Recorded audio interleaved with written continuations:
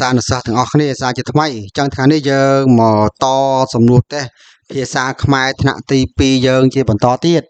ឃើញថាសំណួរយើងមានច្រើនបាទណាក្នុងការធ្វើតេស្តរយៈពេល1ម៉ោងឬក៏2ម៉ោងនេះបាទលើមុខជាភាសាខ្មែរចឹងយើងចូលដល់សំណួរទី37ហើយណាបាទឲ្យយើងចុចជ្រើសល្បះដែលត្រឹមត្រូវបាទចឹងបើថាក្នុងចំណោមល្បះទាំង4ហ្នឹងគឺមានល្បះមួយដែលត្រឹមត្រូវជាងគេចឹងយើងចុចលើពាក្យហ្នឹងមកគឺការប្រឡងនេះគឺយើងប្រឡងទៅលើទូរស័ព្ទដៃបងប្អូនណាបងប្អូនដែលមានទូរស័ព្ទដៃឬមានកុំព្យូទ័រគឺគេប្រឡងតេស្តដល់លើទូរស័ព្ទដៃបាទដែលលោកគ្រូបានទម្លាក់ link ឲ្យបងប្អូនចូលទៅប្រឡងតោះចឹងយើងមើលល្បះទី1ការធ្វើប្រហែសនាំឲ្យបាត់បង់និងខូចខាតទី2អ្នកគ្រូណែនាំសិស្សឲ្យប្រហែសក្នុងការសិក្សាការធ្វើប្រហែសនាំឲ្យមានផលប្រយោជន៍ការធ្វើប្រហែសនាំឲ្យយើងរីកចម្រើនចឹងទាំង4ល្បះនេះតើល្បះណាមួយដែលត្រឹមត្រូវជាងគេចឹងយើងចុចយកល្បះទី1បងប្អូនណាចុចយកល្បះទី1ការធ្វើប្រហែសនាំឲ្យបាត់បង់និងខូចខាតចូលដល់សំណួរទី38បាទចុចជ្រើសឃ្លាត្រឹមត្រូវជាងគេមកបំពេញល្បះបាទចឹងបានថាយើងចុចលើឃ្លាទាំង4នេះឃ្លាមួយណាដែលត្រឹមត្រូវជាងគេដើម្បីមកបំពេញល្បះនេះឲ្យមានន័យត្រឹមត្រូវបានន័យថាអញ្ចឹងណាបាទឧទាហរណ៍ថាពុកម្ដាយតែងប្រដៅកូនឲ្យបាទឲ្យអីគេទី1ចេះជួយអ្នកដទៃប្រព្រឹត្តអំពើមិនល្អផ្លេចការសិក្សាមានសម្ដីខុសខើចឹងបងប្អូនយកមួយណាដែរចឹងយើងត្រូវយកលេខ1ណាគឺចេះជួយអ្នកដទៃបាទចូលដល់លេខ39ចុចជ្រើសឃ្លាត្រឹមត្រូវជាងគេមកបំពេញល្បះដែរបាទសុភីអរគុណបាទអរគុណចុចចឹងចម្លើយមានតូនីចំពោះចិត្តដ៏ល្អរបស់គាត់ចំពោះមិត្តល្អរបស់គាត់តូនីមិត្តល្អតូនីរបស់គាត់ចិត្តល្អចំពោះតូនីចឹងចម្លើយដែលត្រឹមត្រូវគឺមួយណាដែរបងប្អូនគាត់ថាសមនឹងគេជាងគេចឹងសម្រាប់ខ្ញុំឲ្យបងប្អូនយកចម្លើយលេខ1គឺតូនីអរគុណតូនីចំពោះទឹកចិត្តល្អរបស់គាត់បាទចូលដល់ទី40ចុចជ្រើសឃ្លាត្រឹមត្រូវជាងគេបំពេញល្បះបាទមួយបន្ទុកដែរអ្នកគ្រូប្រាប់សិស្សបាទគ្រូប្រាប់សិស្សចុចចឹងមានចម្លើយ4កុំឲ្យភ្លេចធ្វើកិច្ចការផ្ទះឲ្យភ្លេចលុបក្តារខៀនរៀងរាល់ថ្ងៃឲ្យឈប់លោឡាក្នុងថ្នាក់សុខាឲ្យរំខានតុលាចឹងចម្លើយនេះតើមួយណាខ្លះដែលត្រឹមត្រូវអាចបំពេញបានបាទណាចឹងគឺយើងយកលេខ1កុំឲ្យភ្លេចធ្វើកិច្ចការផ្ទះឡើយនេះណាបងប្អូនចូលដល់ទី41ចុចជ្រើសឃ្លាត្រឹមត្រូវជាងគេបំពេញល្បះបាទជ្រើសឃ្លាត្រឹមត្រូវជាងគេបំពេញល្បះឪពុកម្ដាយខ្ញុំបាទចុចទី1អ្នកជាអ្នកទទួលបន្ទុកចិញ្ចឹមពួកយើងបានរៀបការកាលពីឆ្នាំ205050យើងមិនទាន់ទៅដល់ទេបងប្អូនណាបាទគឺជាបងប្រុសនិងបងស្រីខ្ញុំបាទត្រូវតបស្នងគុណខ្ញុំវិញចម្លើយណាដែលត្រឹមត្រូវដែរបាទចឹងគឺចម្លើយត្រឹមត្រូវគឺយើងយកចម្លើយទី1ចុចលើទី1ណាបាទចុចលើទី1តោះចឹងយើងមកមើលលេខ42ចុចជ្រើសឃ្លាត្រឹមត្រូវជាងគេបំពេញល្បះបាទម្ដាយប្រាប់សោភីឲ្យចុចទី1ចេញទៅអញ្ជើញភ្ញៀវចូលផ្ទះចូលទៅអញ្ជើញភ្ញៀវទៅវិញជូនភ្ញៀវចេញចូលក្នុងផ្ទះ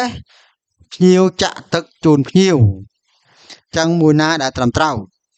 ចឹងចម្លើយដែលត្រឹមត្រូវនោះគឺលេខ1ចេញទៅអញ្ជើញភ្ញៀវចូលក្នុងផ្ទះបាទចឹងយើងចូលដល់លេខ43បាទ43ចូលអានសន្ទនារួចឆ្លើយសំណួរបាទក៏យើងអានការសន្ទនាខាងក្រោមនិងឆ្លើយសំណួរតោះការខិតខំរៀនសូត្រសវណ្ណារីដាវីនថ្ងៃនេះខ្ញុំអត់បានពិន្ទុខ្ពស់ទេពេលប្រឡងអំណានដាវីនកុំបារម្ភអីសវណ្ណារីពេលខ្លះខ្ញុំក៏អត់បានល្អដែរយើងត្រូវតែខិតខំរៀនសូត្របន្ថែមទៀតសវណ្ណារីចាស់ដាវីនខ្ញុំនឹងខំរៀនបន្ថែមទៀតដើម្បីបានពិន្ទុខ្ពស់នៅពេលក្រោយដាវីនត្រូវហើយបើមានចម្ងល់អីយើងអាចសួរអ្នកគ្រូឬរៀនជាមួយគ្នាបានបាទចឹងយើងមើលសំណួរតើថ្ងៃនេះសវណ្ណារីមានអារម្មណ៍ដូចម្ដេចបាទចឹងយើងជ្រើសរើសមកទី1គឺពិបាកចិត្តសប្បាយចិត្តឃ្លានចំណៃច្រណែនចឹងយើង ចុចយកចម្លើយមួយណាដែរបាទអញ្ចឹងយើងយកចម្លើយលេខ1គឺពិបាកចិត្តបាទលេខ2ចូលអានការសន្ទនារួចឆ្លើយនឹងសំណួរដែរបាទណាដល់លេខ44ហើយស្គាល់មិត្តថ្មីបាទផានិតសុផានិតសួស្តីខ្ញុំឈ្មោះសុផានិតខ្ញុំរៀនថ្នាក់ទី2តើអ្នកឈ្មោះអីដែរកែវសួស្តីសុផានិតខ្ញុំឈ្មោះកែវខ្ញុំក៏រៀនថ្នាក់ទី2ដែររីករាយណាស់ដែលបានស្គាល់ផានិតតើផានិតរៀននៅសាលានេះពីមុនមកទេផានិតបាទសុផានិតខ្ញុំអត់ធ្លាប់រៀនបាទខ្ញុំអត់ធ្លាប់រៀននៅទីនេះពីមុនមកទេសូមជួយណែនាំខ្ញុំឲ្យស្គាល់មិត្តរួមថ្នាក់ផ្សេងទៀតផងបាទកែវល្អតោះយើងទៅលេងជាមួយពួកគេទាំងអស់គ្នាបាទតោះចឹងយើងមើលសំណួរគេថាតើការសន្ទនានេះកើតឡើងនៅទីណាបាទនៅសាលារៀននៅផ្ទះផានិតនៅតាមផ្លូវនៅតាមផ្សារទំនើបចឹង4នេះបងប្អូនចុចយកមួយណាដែរបាទ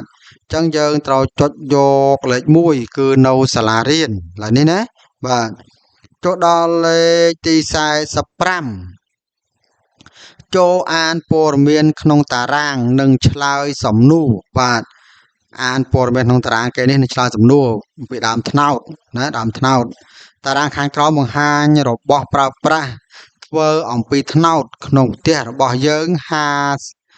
ផ្ទះរបស់សិស្ស50នាក់បាទតារាងខាងក្រោមបង្ហាញរបស់ប្រើប្រាស់ធ្វើពីដើមថ្នោត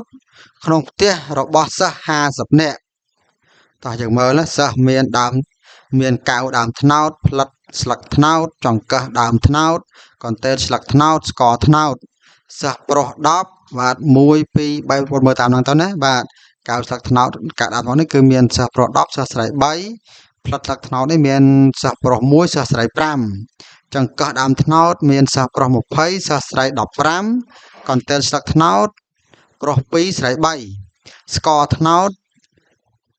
ប្រុស25ស្រី25បាទចឹងសួរតើកែវដើមត្នោតមានក្នុងផ្ទះសិស្សប្រុសប៉ុន្មានអ្នកបាទចឹង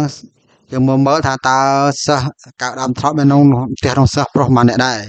ចឹងយើងមើលមានប៉ុន្មានអ្នកមាន10នេះណាបងប្អូនគឺមាន10យើងយកឡើង10នេះមាន10 15និង20និង5ចឹងយើងយក10